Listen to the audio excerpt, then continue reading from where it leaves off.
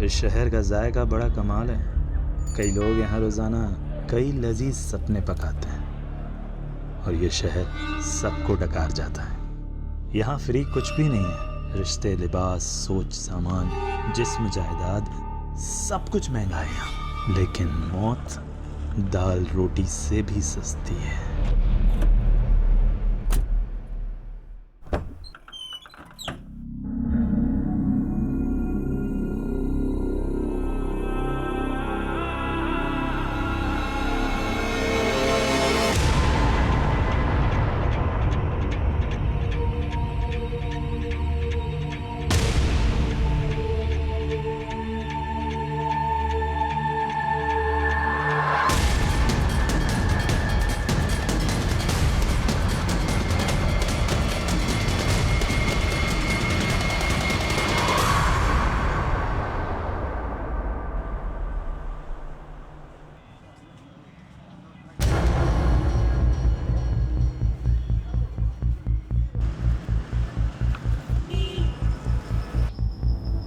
जल्दी करो। सॉरी निलोफर, सुबह से कुछ भी नहीं खाया था। वैसे हम जा कहाँ रहे हैं? अभिनंदन बैंक्वेट। अरे हाँ, आज तो कीर्ति की शादी है ना। पहले बताया क्यों नहीं मेरे को? मैं कपड़े चेंज कर लेता। हाँ, रास्ते में तुम्हारे लिए शेरवानी ले लेते हैं। हम शादी में नहीं जा रहे स्टूपिड। तुमने जो गूफ अप करा है उसे रेक्टिफाई करने जा रहे हैं। नो एक्सक्यूज जेकब, दूल्हा विदाउट सेहरा पॉसिबल ही नहीं है। नो इश्यूज कीर्ति। और वैसे भी हमारी कम्युनिटी में सब एक्साइटेड है कि आज जेकब फर्नांडिस घोड़े पे शादी करने जाएगा। घोड़ा नहीं बुद्धू, घोड़ी होती है। सीरियसली यार, इन लोगों ने घोड़ा बुक कर दिया। हंसो मत यार, जाओ जाकर जेंडर चेंज करो। अच्छा एक मिनट, मेरी फ्रेंड नीलोफर का कॉल आ रहा है। I will see you at Jaimala. Hi Nilofar. Thank God Kirti तुमने फोन उठा लिया। मुझे तुमसे बहुत इंपॉर्टेंट बात करनी है। कीर्ति, तुम्हारा होने वाला हस्बैंड एक फ्रॉड है। ये कई बार नाम बदल के पहले भी शादियां कर चुका है। इनफैक्ट इसका टारगेट होता है कि ये रिच लड़कियां फंसाता है, फिर उनसे मोटी डाउरी लेता है और प्रॉपर्टी बेच के भाग जाता है। यही इसकी मॉडस ऑपरेंडी है यार। और ये सब तो मुझे अब बता रही हूँ। 2 महीने पहले मैंने तुम्हारी डिटेक्टिव एजेंसी को इस काम पर लगाया था ताकि पता चल सके कि वो इंसान सही है या गलत, उसका बैकग्राउंड क्या है। और तुमने क्या किया? और गोल्डी, तुमने तो मुझे सारे ग्रीन सिग्नल्स दिए थे ना कि सब सही है। उसके बाद जाकर मैंने हाँ किया। कीर्ति, गोल्डी से गलती हो गई। मैंने तुम्हें सिर्फ काम नहीं दिया था नीलोफर। मैंने समझा था तुम मेरी दोस्त हो और तुम्हारे लिए मेरे कंसर्न्स मैटर करते हैं, पर तुमने किसी चीज पर ध्यान नहीं दिया। Very sorry. Sorry my foot Nilofar. 25 lakh लग चुके हैं शादी पे, इंक्लूडिंग योर फीस। और वहां पे ना वेन्यू के बाहर सारे गेस्ट खड़े। क्या बोलूं मैं उनको जाकर? और आज ना जेकब से ज्यादा मुझे तुम पर गुस्सा आ रहा है, और इसे ना मैं कभी भूलूंगी नहीं। मैम, कुछ बोलना भी मत। देखा, तुम्हारी वजह से कितना सुनना पड़ा मुझे। मैम गोल्डी, कुछ दिनों तक अपनी शक्ल मत दिखाना मुझे।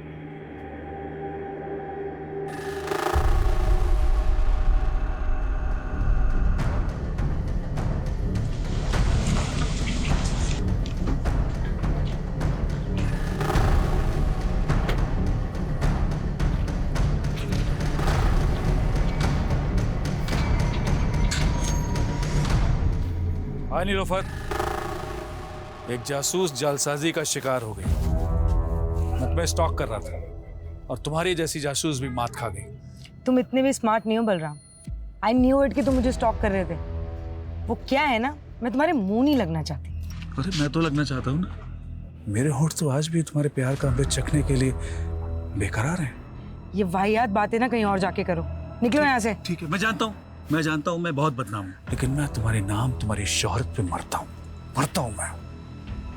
इसीलिए मैं नहीं चाहता कि दुनिया वाले हमारी मोहब्बत को एक बर्बाद अफसाना समझ लें।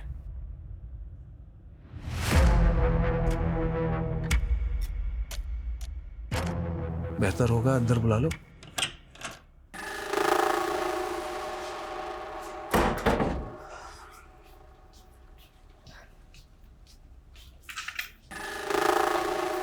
बोलो, क्यों फिर से तंग करने आ गए? तंग तो तुम्हारा दिल है। हाँ, प्यार करने में भी कंजूसी। बिना छुए बात नहीं कर सकते बलराम। और अपनी ये वाहियात शेरो शायरी ना बंद करो, निकलो यहाँ से। जिसकी उम्मीद तुम लेकर आए हो ऐसा कुछ होने नहीं वाला।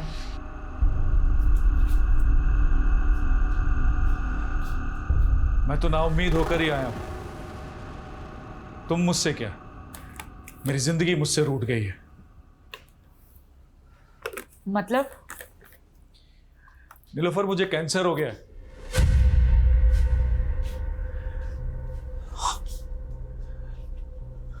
सच कह रहा हूं, मेरे पास अब ज्यादा दिन नहीं बचे। मरने से पहले मैं सारे गिले शिकवे तुम्हारे साथ जो हुए दूर करना चाहता हूं। अगर तुम कहो तो बाकी बची जिंदगी तुम्हारे साथ रहने के बहाने मत ढूंढा करो यार। भरोसे के लायक नहीं हो तुम। और अब मुझे तुमसे कोई मतलब नहीं। तुम्हारा मुझसे कोई मतलब नहीं है? कोई मतलब नहीं है तुम्हें मुझसे? तो मेरी जिंदगी का कोई मतलब नहीं है। हर्ष क्या? मैं पागल नहीं हूँ। तुम्हें ड्रामा लग रहा है? मैं अभी करके दिखाता हूँ। पागलपन मत करो।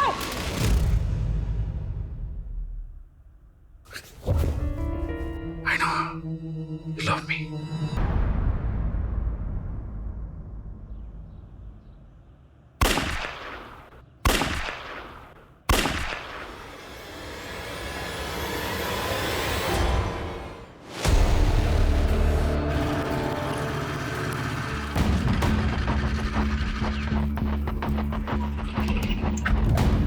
सर, पड़ोसी ने 3 गन शॉट्स की आवाज सुनी है। इसके अलावा किसी को कुछ नहीं पता सर। सर, घर अंदर से बंद है, कुछ समझ में नहीं आ रहा है। सर, मुझे लगता है ये क्लियर हॉस्टेज सिचुएशन है। सर, घर किसका? Sir, Nilofar Malik, private detective है। अभी अंदर कितने लोग हैं? सर, वो तो पता नहीं, पड़ोसी ने कहा कि मियाँ बीबी अंदर गए।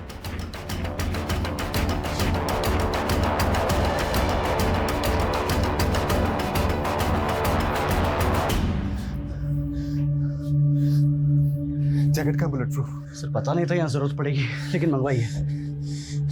उसका टाइम नहीं है हमारे पास। इंटरलॉक तोड़ना पड़ेगा।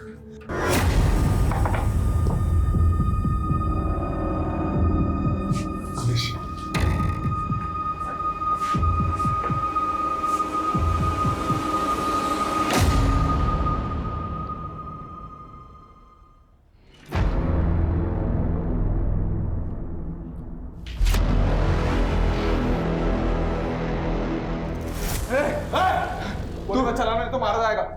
सरेंडर कर दे, इसी में तेरी भलाई। मेरे पास है। ऐसा मत कर। आराम से हम बात करते हैं। कोई बात नहीं करता। तुम अंदर डाल लोगे? अब मैं अपनी नीलोफर के बिना नहीं। कोई अरेस्ट नहीं करेगा। आराम से, कोई अरेस्ट नहीं। हम पे भरोसा करो। कोई भरोसे के लायक नहीं है। कोई लायक नहीं है। दुनिया में कोई भरोसा नहीं करता। बेटा बाप पे भरोसा नहीं करता। पति पत्नी पे भरोसा नहीं करती, भाई बहन पे भरोसा नहीं करते। मेरी पत्नी ने मेरा भरोसा नहीं किया तो तुम्हारा भरोसा कैसे करूँगा? तुम्हारा भरोसा होने वाला हस्बैंड एक फ्रॉड है। ये कई बार नाम बदल के पहले भी शादियां कर चुका है। सर, पड़ोसी ने 3 गन शॉट्स की आवाज सुनी है। मेरे पास है। ऐसा मत कर। तुम चाहते हो ना कि हम तुम पर भरोसा करें? हाँ, चाहते हो? तुम बोलो, हम बात करते हैं। ठीक है। सुनिए, इसका कोई दोस्त, रिश्तेदार या पड़ोस में कोई है जिसको ये मानता है? नहीं पता सर। अरे कोई तो होगा। रिलैक्स। अब भूलने की शक्ति नहीं बची मेरे पास। ओके, शांत। रिलैक्स हो जाओ। कोई तुम्हारे पास नहीं आएगा। कोई नहीं आएगा। मेरी नीलोफर की रूह मुझे बुला रही है। आराम से। हाँ, पास में बुला रही है। आ रहा हूँ।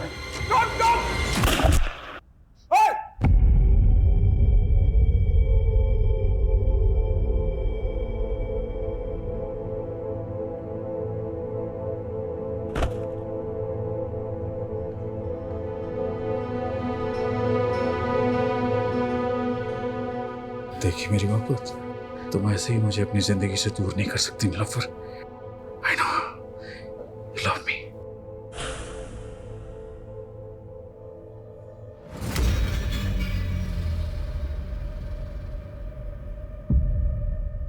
सर 3 गन शॉट मार्क्स है, लगता है क्लोज रेंज से शूट किया लेडी को।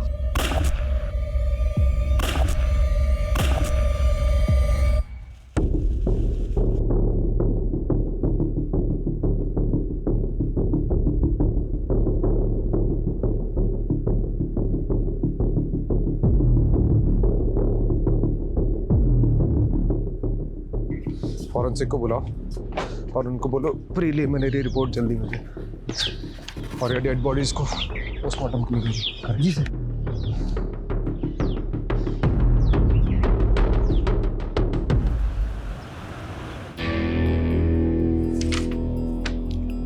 अजय, प्रिलिमिनरी फॉरेंसिक रिपोर्ट के हिसाब से क्राइम सीन पे कोई भी अननोन फिंगरप्रिंट्स नहीं मिले। गन के ट्रिगर पे भी जो फिंगरप्रिंट है वो बलराम के है। इसका मतलब साफ है कि बलराम ने नीलोफर को शूट किया and then he shot himself. क्या सोच रहे हैं?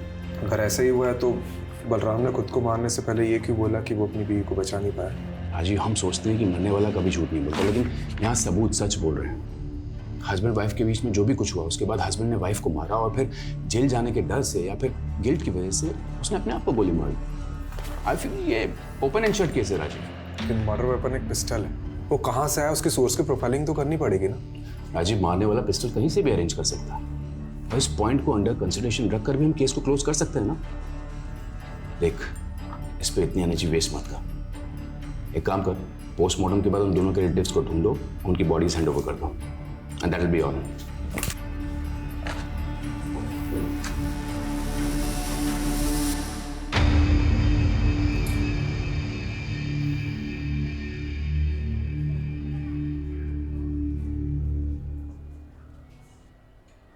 सर, वो नीलोफर के घर में किसी भी तरह की फोर्स एंट्री एग्जिट के साइन नहीं मिले हैं। और सर किसी ने भी ये नीलोफर और बलराम के अलावा किसी तीसरे को नहीं देखा। ये बलराम और नीलोफर के रिश्तेदारों को पता चला?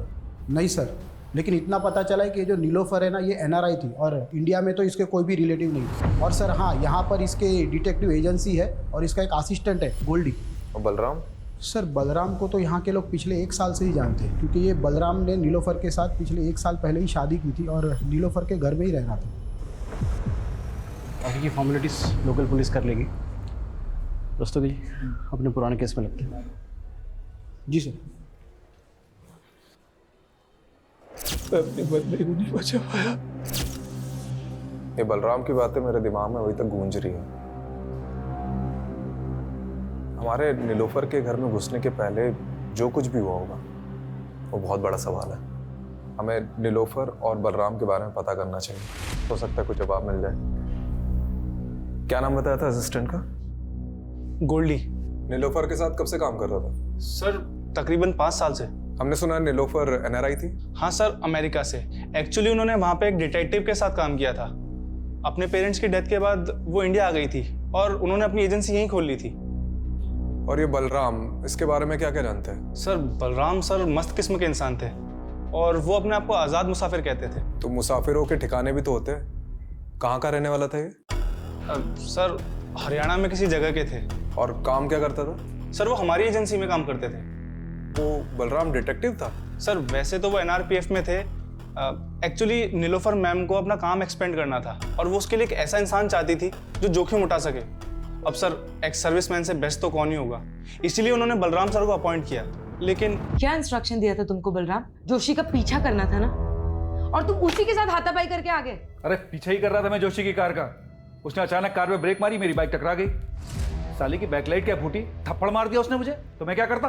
अरे तुम्हारी इसी बेवकूफी की वजह से जोशी को पता चल गया कि मेरा क्लाइंट उसकी जासूसी करा रहा है। तुम छोड़ो ये जासूसी, एक बाउंसर की नौकरी ढूंढ लो, वही सूट करती है तुमको। और तभी उनका प्रोफेशनल एसोसिएशन खत्म हो गया। लेकिन सर इतने डिफरेंसेस के बावजूद भी उन दोनों में प्यार हुआ और सर पिछले ही साल उन्होंने शादी भी की थी। एक बात बता कि बलराम नीलोफर को मार सकता है? सर मुझे नहीं लगता। तो कौन मार सकता है नीलोफर को? कीर्ति, तुम्हारा होने वाला हस्बैंड एक फ्रॉड है। जेकब से ज्यादा मुझे तुम पर गुस्सा आ रहा है और इसे ना मैं कभी भूलूंगी नहीं।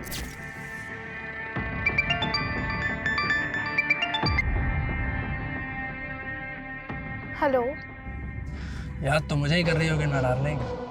कमीने, तू हिम्मत है तो सामने आके बात कर, नंबर बदल के कॉल मत कर। अरे हम जरूर मिलेंगे, मैं भी उन मोमेंट्स को भूल नहीं पा रहा हूँ। जब हम शादी से पहले एक हो गए थे। क्या दिन थे, जानती है?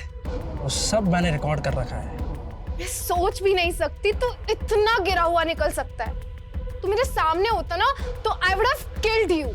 ओहो, मेरी बेबी को गुस्सा आ रहा है, बहुत गुस्सा आ रहा है। हाँ? मुझे भी आया था उस डिटेक्टिव पे जब वो कबाब में हड्डी बन गई थी, पर अब मेरा गुस्सा शांत हो गया। May your friend Nilofer rest in peace.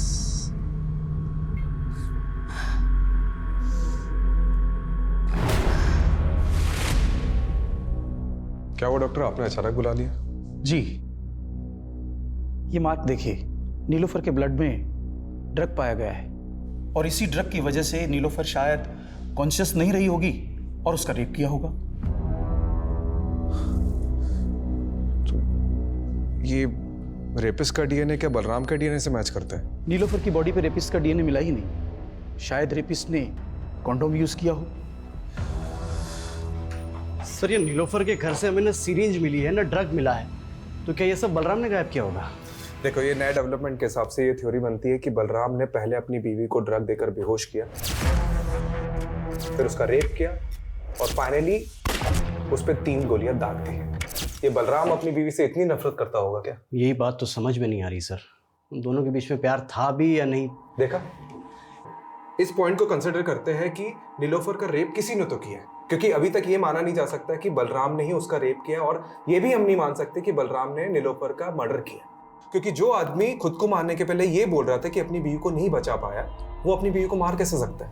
चलो 1 मिनट के लिए हम ये मान लेते हैं कि उस घर में उन दोनों के अलावा कोई तीसरा आदमी भी मौजूद था, तो क्यों बलराम ने उस तीसरे आदमी के बारे में हमें कुछ भी नहीं बताया और सुसाइड कर लिया?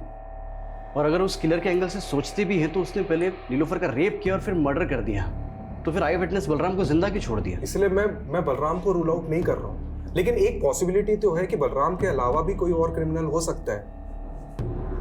यू आर राइट राजीव, इसे तो इन्वेस्टिगेट करना ही होगा। You have free hold, go ahead. सिक्के को अगर हम यहाँ से देखें तो इसका सिर्फ एक ही पहलू नजर आता है, लेकिन इस केस का सिक्का खुद उठ के कह रहा है कि इसके 2 पहलू हैं। मतलब सर? मतलब रस्तोगी जी, बलराम और नीलोफर की पर्सनल लाइफ को खंगालना होगा। देखते हैं इस केस का असली कलाकार सिर्फ बलराम ही था या और कोई था जिसके पास अपना कोई मोटिव था। जिंदगी के ये लंबे लंबे सफर इंसान का सफरनामा लिखते हैं। कहीं जिंदा दिल सपने,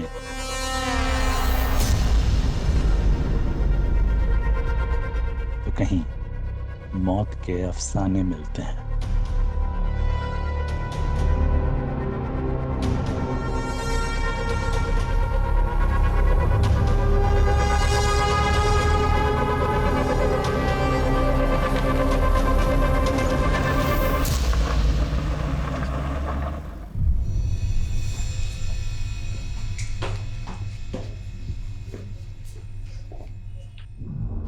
अरे कनक बेटा, अरे इतनी सी बात पे कोई रोता है क्या? हाँ, रोते नहीं है बेटा। ये देखो, मैं तुम्हारे लिए क्या लेके आया।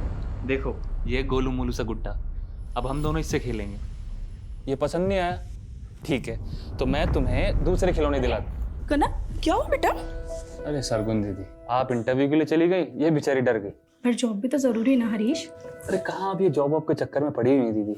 एक काम करता हूँ, आपका जो घर है बहुत प्राइम लोकेशन पे, इसको गिरवा के 4 माले बनवा देता हूँ और आराम से बैठ के किराया खाना और मेरी लागत चुकाते रहना। पर हरीश, इसमें तो लाखों रुपए लगेंगे, इतना पैसा मैं कहाँ से चुकाऊंगी? उसकी टेंशन आप मत लो। आप एक काम करना, इसमें से एक माला मुझे दे देना, बीच वाला माला मैं रख लूँगा, और आप ये जॉब का चक्कर छोड़ दो दीदी। सर, नीलोफर की कार पे फास्टैग लगा हुआ था।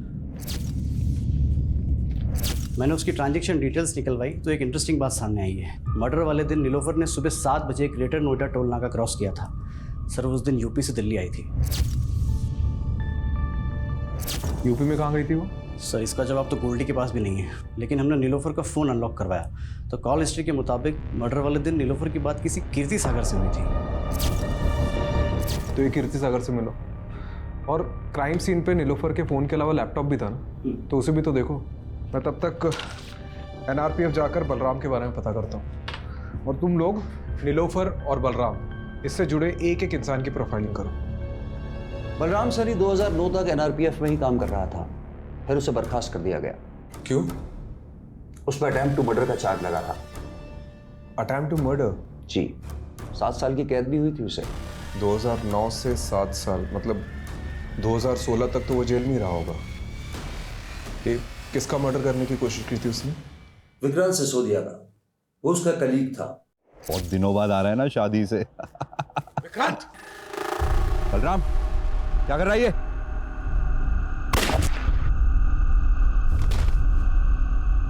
सात साल बाद बलराम सैनी तो कैद से रिहा हो गया, लेकिन उस घटना के बाद विक्रांत आज तक कोमा में है। ऐसा क्या हुआ था कि बलराम अपने दोस्त का दुश्मन बन गया?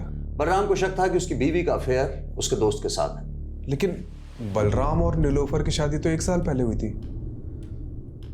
इसका मतलब है कि नीलोफर के पहले भी बलराम की शादी हो चुकी थी। जी हाँ, उसका एक बेटा भी है। कहाँ है आजकल?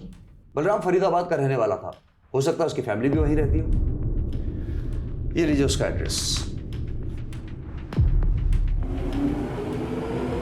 हाँ, मैंने अच्छे से सोच लिया है, आप तुरंत पिटीशन फाइल कर दीजिए। जी हाँ, मैं मिलता हूँ आप सब। ओके। संकेत कहाँ जा रहा है और कौन सी पिटीशन फाइल करने की बात कर रहा है? अपने बाप की चिता तो नहीं जला पाऊंगा, तो सोचा कुछ ऐसा करूं जिससे मेरी भी आंखें खुल जाएं और आपकी भी। संकेत साफ साफ बोल, पहेलियां मत बुझा। पहेलियां ही सुलझा रहा हूं माँ, पहेली सुलझ जाएगी तो बात करेंगे। संकेत, संकेत कहाँ जा रहा है? सर ये बलराम का कैरेक्टर कुछ समझ में नहीं आ रहा है। ऊपर से उसकी पहली बीवी और ये लड़का अजीब है दोनों। अब इस कांड के बारे में पता तो चल ही गया होगा, उसके बावजूद ना तो सामने आए ना ही बॉडी क्लेम करने आए। लेकिन मैं तो ये समझने की कोशिश कर रहा हूँ कि नीलोफर ने एक ऐसे आदमी से शादी क्यों की जिसका क्रिमिनल बैकग्राउंड था। मुझे एक बात का ताज्जुब हो रहा है। एक तरफ नीलोफर ने आपको एक गलत इंसान से शादी करने से रोका, दूसरी तरफ खुद नीलोफर ने बलराम से शादी की, जो कि अटेम्प्ट टू मर्डर में अंदर हुआ था।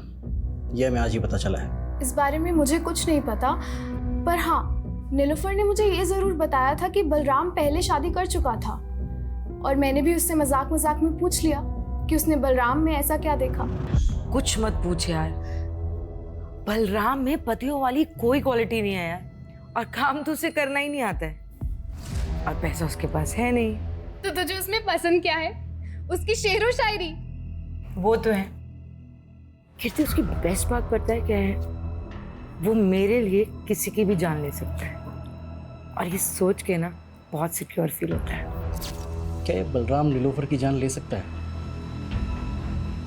नहीं, उन दोनों में झगड़ा जरूर होता था, but they both loved each other.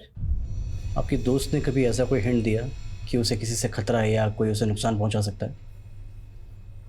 नहीं, ऐसा कभी कुछ नहीं बताया, पर हाँ, उस दिन नीलोफर ने गोल्डी को बहुत डांटा था, क्योंकि गोल्डी ने जेकब का बैकग्राउंड चेक करने में गलती कर दी थी।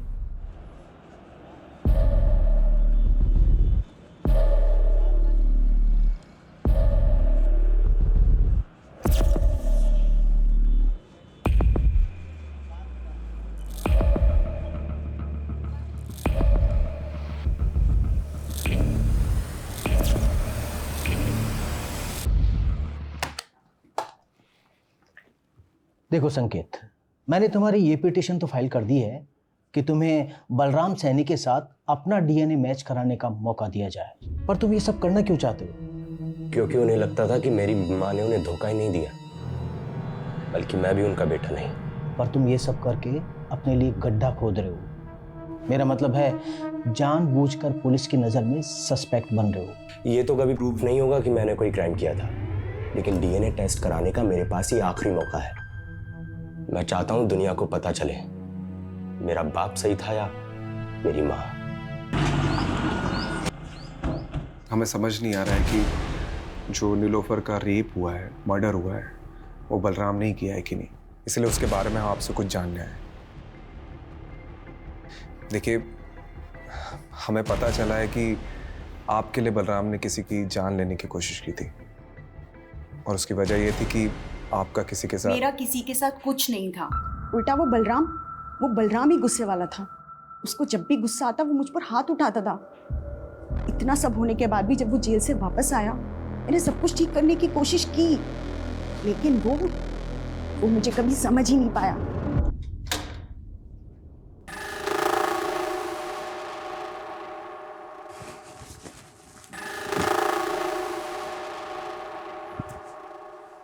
देखो, मैं यही चाहती हूँ कि हम नए सिरे से जिंदगी शुरू करें। नई जिंदगी नए सिरे से? विक्रांत के बाद कोई नया यार मिला क्या? बोलना, कोई नया यार मिला क्या? जेल जाके भी तुम्हारे दिमाग से कचरा नहीं निकला ना? अरे कैसे समझाऊं तुम्हें, गलतफहमी हुई थी। चुप, बिल्कुल चुप। मुझे कोई गलतफहमी नहीं हुई है। याद कर, सैकड़ों दुआएं मांग रहे थे हम लोग कि हम लोग को एक बच्चा हो जाए, लेकिन बच्चा पैदा नहीं हो रहा था। और अचानक एक दिन तुम बोली कि तुम प्रेग्नेंट हो गई, और जब तुमने कहा कि वो मेरा ही बच्चा है, मैं बेवकूफ मान गया। मेरी आंखें खुल गई हैं। ये संकेत उसी कमीने का खून है ना, विक्रांत का? उसकी वजह से मैं अपने बेटे के आगे शर्मिंदा हुई। जो गलतफहमी एक बार बाप बेटे ने पाल ली, वो दूर नहीं होती। आप नीलोफर से कभी मिली थी? सच बताना। हाँ मिली थी, लेकिन उसी की भलाई के लिए मिली थी। ऐसी कौन सी भलाई की आपने? सुना था कामयाब औरतों के सपने भी कामयाब होते हैं। फिर तुमने एक नाकामयाब आदमी से रिश्ता कैसे जोड़ लिया? नाकाम तो आपका रिश्ता रहा है। बलराम को तो धोखा दिया था ना आपने। बड़ी जल्दी उसकी बातों में आ गई। ये भी भूल गई कि वो 7 साल जेल रह के आया है। डूबती कश्ती में पांव रखा है तुमने। डूबने से पहले उतर जाओ तो अच्छा है। मैंने तो उसकी सलामती ही चाहिए थी, लेकिन जब अपनी किस्मत नहीं बदल पाई तो उसकी क्या बदलती। आपको शक होगा कि कांड बलराम ने किया या नहीं, लेकिन मुझे पूरा यकीन है कि बलराम ने पहले नीलोफर को मारा, बाद में खुदकुशी की। आखिर उसके पाप का घड़ा भर ही गया था। कैसी लगी कनक? अच्छी है ना? चल तू जल्दी से जा और जाकर के पहन के दिखा। क्या बात है दीदी, कनक के लिए नई ड्रेस? लगता है दिल्ली में जो इंटरव्यू दिया था वो पास कर लिया है। हाँ? वो तो बिल्कुल बेकार गया, लेकिन हाँ कोड़ियागंज में मुझे एक जॉब मिल रही है। सोच रही हूँ कनक के साथ जाके वहीं शिफ्ट हो जाए। शिफ्ट कर रही हो? तो फिर इस घर का क्या करना है? आप बोलो तो बिकवा दूँ। तो मेरा घर बेचने पर क्यों तुला है? मतलब आप कौड़ियागंज चली जाएंगी और पीछे से इस घर पे किसी ने कब्जा कर लिया तो? कमलेश, ये बलराम का कैरेक्टर कुछ समझ में नहीं आ रहा है। मतलब उसे सस्पेक्ट मानो या विक्टिम, पता नहीं। अच्छा, ये तीसरे आदमी की थ्योरी से कुछ हाथ लगा? सर, ये नीलोफर का लैपटॉप ऑन किया है मैंने। इसमें सर ये जैकब की कुछ फोटोज मिले हैं। सर ये तो पहुंचा हुआ अपराधी है, कई स्टेट्स में मोस्ट वांटेड है। इसके ऊपर तो सर धोखाधड़ी और अटेम्प्ट टू मर्डर जैसे चार्जेस हैं।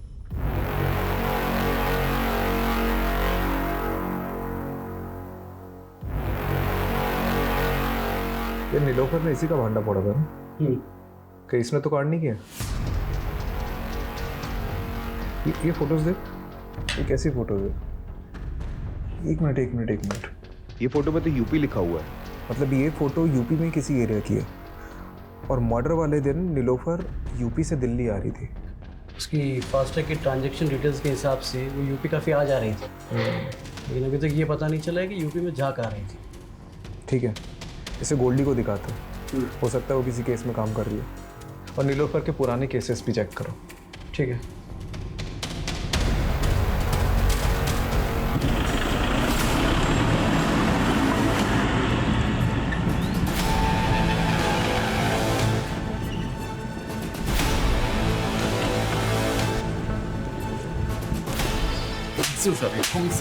छोड़ो हमें, छोड़ो।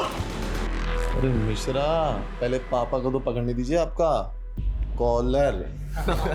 अरे तुम्हारे बाप की उम्र का है मिश्रा, क्या पकड़ो पकड़ो लगा रखा है। भुजंगर, ये तुम ठीक नहीं कर रहे हो। तुम्हें और तुम्हारे बेटे को हम किडनैपिंग के चार्ज में अंदर करवा देंगे। सिर्फ किडनैपिंग? अरे मर्डर भी हो सकता है तुम्हारा। और अगर बचना चाहता है ना तो ये बता, इस बार के रोड कॉन्ट्रैक्ट का टेंडर तुझे मिला कैसे?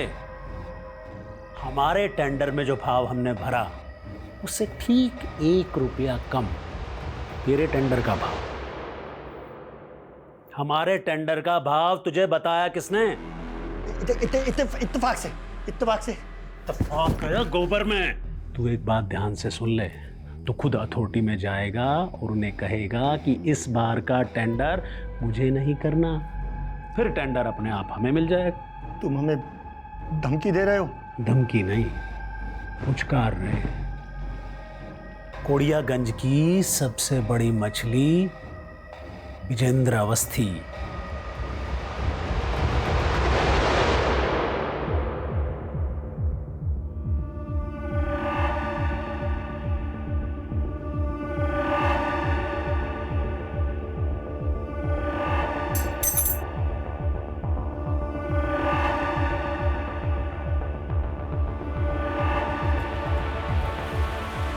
ये चाबी इस बुक में क्या कर रही है? सर वो नीलोफर मैम के घर की चाबी है।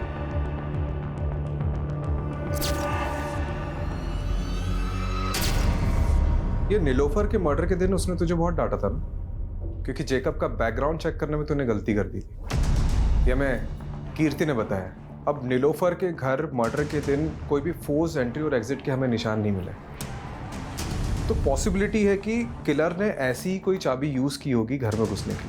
और इससे भी ज्यादा स्ट्रॉन्ग पॉसिबिलिटी हो सकती है कि यही चाबी यूज की गई होगी घर में घुसने के लिए, जो तूने यूज की होगी। अरे सर आप कुछ भी बोल रहे हो। अगर मैंने ही कुछ किया होता तो मैं चाबी गायब ना कर देता, और ये पता लगा है कि मैंने ही चाबी बनवाई थी तो मैं क्लियर कर देता हूँ। चाबी तूने बनवाई थी? गोल्डी, मेरे घर की चाबी खो गई है, किसी चाबी वाले को लेके पहुंचो ना जल्दी। और सर इसीलिए नीलोफर मैम ने 2 चाबियां बनवाई थी और एक चाबी वहां इमरजेंसी के लिए रखी थी। और सर रही बात कीर्ति के केस की, तो मैं नीलोफर मैम से इस बारे में माफी मांग चुका था। अब सर इसके लिए मैं उनका मर्डर थोड़ी कर दूंगा। अच्छा एक बात बता, हमें पता चला है कि नीलोफर का उत्तर प्रदेश आना जाना लगा रहता था, तो वहां किसी केस पे काम कर रही थी? Sir 1 minute. सर ये चेक नीलोफर मैम ने मुझे बैंक में डिपॉजिट करने के लिए दिया था। यूपी की बिजनौर ब्रांच का है सर ये चेक। हरीश चौधरी।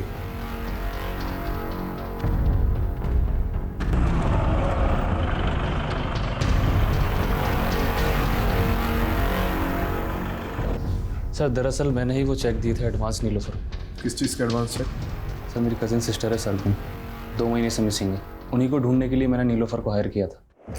मैंने बिजनौर थाने में भी दीदी का मिसिंग केस फाइल किया था, लेकिन पुलिस कुछ कर ही नहीं रही है। हरीश तुम बिल्कुल परेशान मत हो, सरगुन को ढूंढने में मैं तुम्हारी पूरी मदद करूंगी।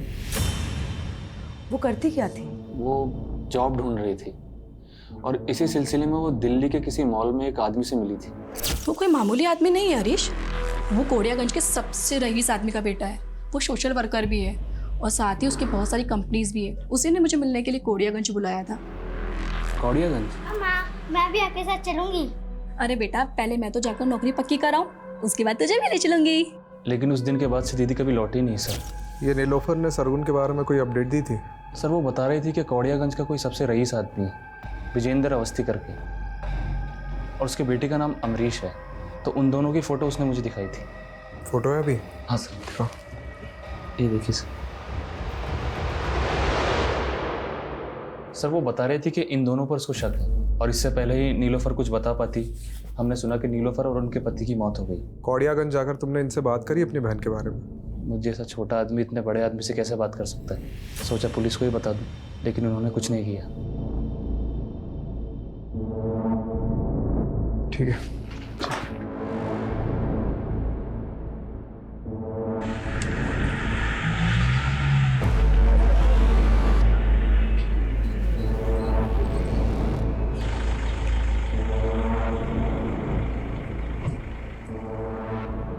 अरे कौन डिटेक्टिव?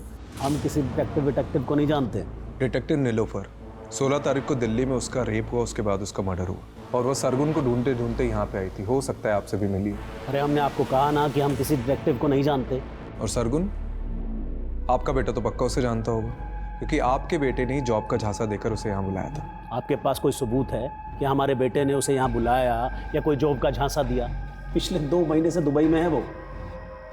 आपको कोई कहानियां बता रहा है हमें बदनाम करने के लिए। देखिए अवस्थी जी, बस रहने दीजिए, जा सकते हैं आप लोग यहाँ से। ये पता करो कि अवस्थी का बेटा सच में दुबई गया था कि नहीं। ठीक है। यार ये केस तो पहले ही बनता जा रहा है। अभी तक हमने बलराम को क्लीन चिट नहीं दी है और अब तीसरे आदमी के थ्योरी के हिसाब से और सस्पेक्ट सामने उभर कर आ रहे हैं। जैकब, रंजना और ये विजेंद्र अवस्थी, बाप बेटे। पता नहीं और कितने सस्पेक्ट सामने उभर कर आएंगे। बिजनौर के एसपी का दोस्त है जहां सरगुन का मिसिंग केस फाइल हुआ था, और उसका बेटा अमरीश अवस्थी। इसका दुबई जाना उसी दौरान हुआ था जब सरगुन गायब हुई थी। तो सरगुन को गायब करने में इन लोगों का हाथ है और नीलोफर इन्हें इन्वेस्टिगेट कर रही थी। हो सकता है उसके साथ भी कुछ ऐसे ही हुआ।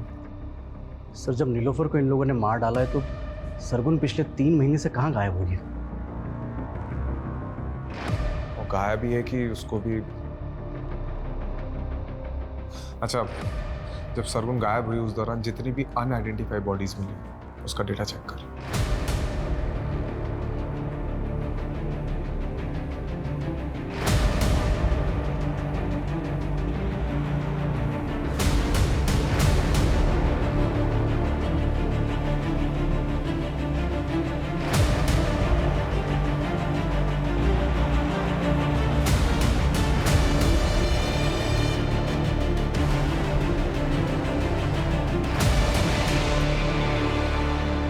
सर, 3 महीने पहले हापुड़ में एक औरत की डेड बॉडी मिली थी जिसकी डिटेल बिल्कुल सरगुन से मिलती है।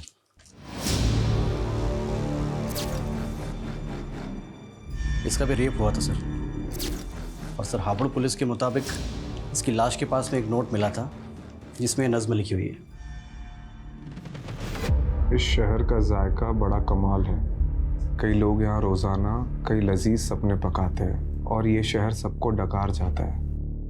यहाँ फ्री कुछ भी नहीं, रिश्ते, लिबास, सोच समझ, जिस्म, जायदाद, सब कुछ महंगा है यहाँ, लेकिन मौत दाल रोटी से भी सस्ती।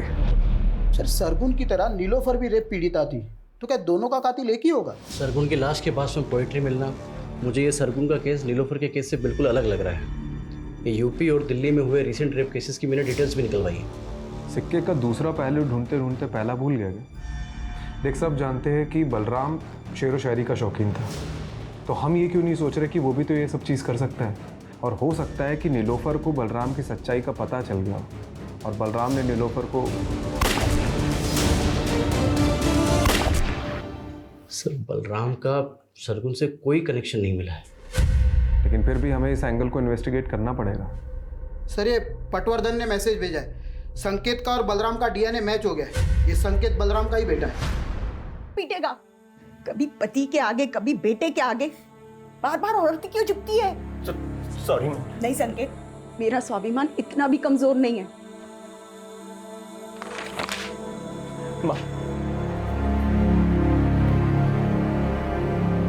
सर, मैं रेप केसेस के बारे में पता कर रहा था तो पोएट्री से जुड़ा एक और केस सामने आया है। 2 दिन पहले दादरी हाईवे पर एक लड़की की लाश मिली है। सेम मॉडस ऑपरेंडी, लड़की के साथ रेप हुआ और साथ में पोएट्री नोट। जिंदगी के ये लंबे लंबे सफ़र कहीं यूं ही ना गुजर जाए। आओ मिलकर एक नया समा बनाए।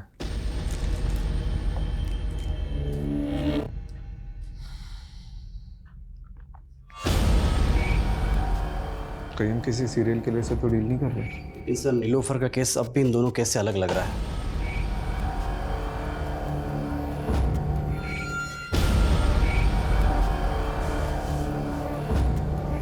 इस सरगुन की लाश हमें हापुड़ में मिली और इस लड़की की लाश हमें दादरी में मिली है।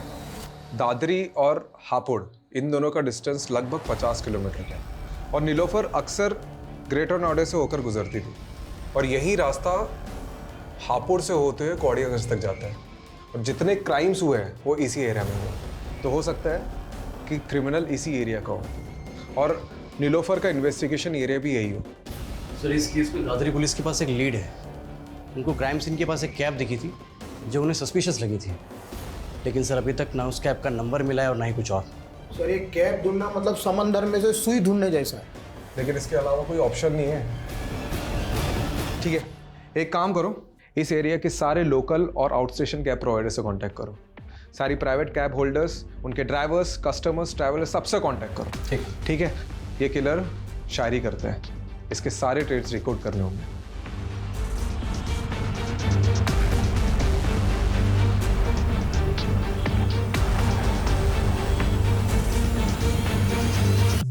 सर 300 से ज़्यादा travel agents, cab service providers और सोलो कैब ड्राइवर से पूछताछ करी।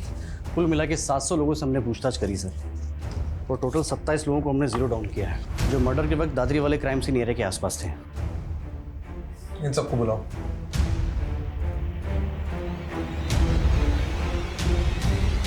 ये 16 मार्च को तो हापुड़ में था। हाँ सर। ये लड़की तेरी कैब में थी? सर मेरी कैब में बहुत सारी सवारियां बैठती हैं, अब हर किसी का चेहरा याद थोड़े ना रहेगा। 11 जून को दादरी में कहाँ पर था तू? सर दादरी में मैं हमेशा ही खिलौना फैक्ट्री में जाता हूँ सर। क्यों? रोज तुम्हारे कैब में वही सवारी बनती है क्या? सवारी? सर कैब मेरी नहीं है, मैं कैब हायर करता हूँ। अच्छा, तो कोई ऐसे कैब ड्राइवर को जानते हो जो शेरो शायरी करता है? सर ऐसा तो कोई मेरे दिमाग में नहीं आ रहा अभी। ठीक है, तुम जा सकते हो। सर एक मिनट सर, एक कैब वाला मुझे ज़रूर याद आ रहा है, क्योंकि सर उसके म्यूज़िक सिस्टम में गज़लें चल रही थी। गज़लें? वो बंदा मुझे इसलिए याद है क्योंकि वो इंग्लिश में बोलने की कोशिश कर रहा था, और सर वो अपने आप को MBA करा हुआ बता रहा था। देखो इनमें से कोई है क्या? इनमें से है कोई वो कैब ड्राइवर? सर ये था वो, यही सदा सर। हाँ चमन लाल। सर इसे तो मैं अभी 2 घंटे पहले ही मिला।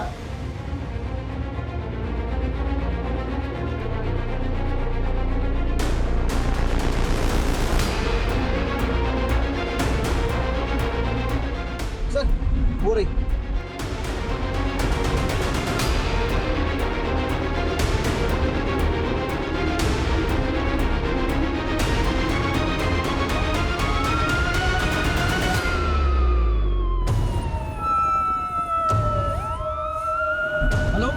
या हापुड़ रोड पे बैकअप भेजो फटाफट।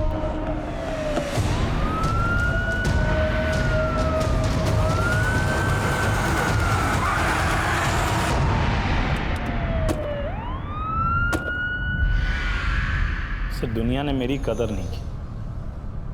MBA किया तो जॉब नहीं मिली, जॉब नहीं मिली, पैसा नहीं, लड़की नहीं, शादी नहीं, कुछ नहीं। एक MBA वाले की फ्रस्ट्रेशन समझते हैं आप सर? फ्रस्ट्रेशन में कैब चलाना पड़ा। वो उन दिनों एक कपल मेरे कैब का रेगुलर कस्टमर था, वो दोनों चिपक के ना मेरी जलाते रहते थे। तो बस मैंने एक दिन हिडन कैमरा लगा दिया, फिर वो वीडियो बनाकर मैंने उस लड़की को ब्लैकमेल किया। वो मुझे लाखों देने को तैयार थी, पर पता है सर मैंने उससे क्या मांगा? उससे उसका जिस्म। तब से ना तलब सी हो गई मुझे लड़कियों की। और सरगुन को क्या बोला तूने कि तू विजेंद्र अवस्थी का बेटा है? सर वो हमारे कस्बे का सबसे रईस आदमी है, और सरगुन से मॉल में दोस्ती हो गई थी, तो बस इंप्रेशन झाड़ दिया मैंने, और जॉब का झांसा देकर अगले दिन उसके साथ।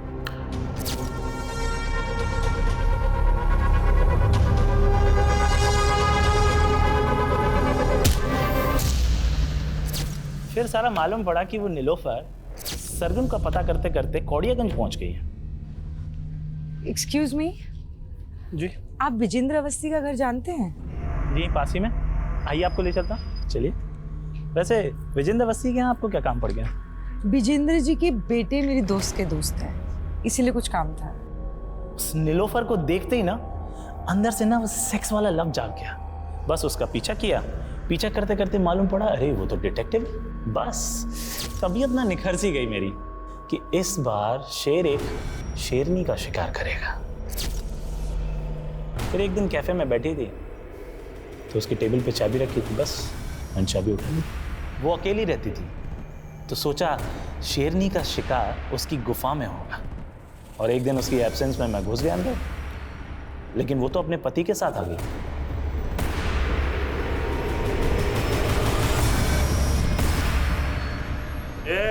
चल छोड़। कौन है? चढ़ फटाफट, इधर चल। चल कौन है? चल चल। कौन है? चल इधर। ए इधर। जरा वरना गोली मार दूंगा। देखो तुम्हें जरा फटाफट इसके हाथ में गोली मार। जल्दी बंद। क्या चाहिए तेरे को?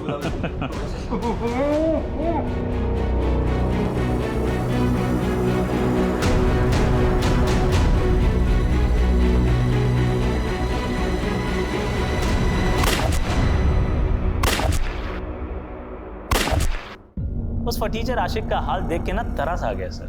साला दिल और जुबान से शायर जैसा था, ऊपर से बोल रहा था उसको कैंसर था, मरने ही वाला था सर। तरस आ गया तो छोड़ दिया मैंने।